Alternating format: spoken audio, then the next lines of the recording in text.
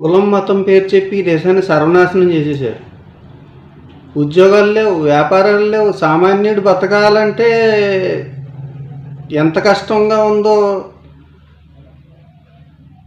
వీళ్ళకేం తెలుసు.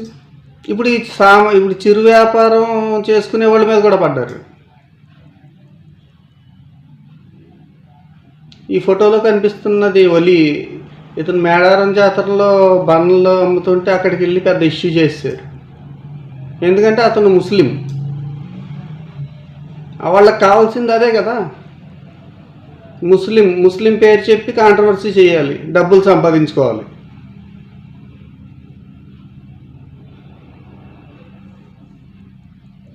వీళ్ళంటి వాళ్ళ వలన జర్నలిజానికి కూడా మచ్చ.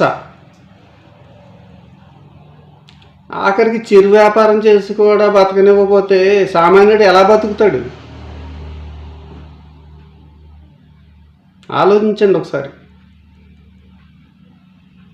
ఇటువంటి వాళ్ళకి సపోర్ట్ చేయకండి, ఇటువంటి జర్నలిజానికి సపోర్ట్ చేయకండి ప్లీజ్.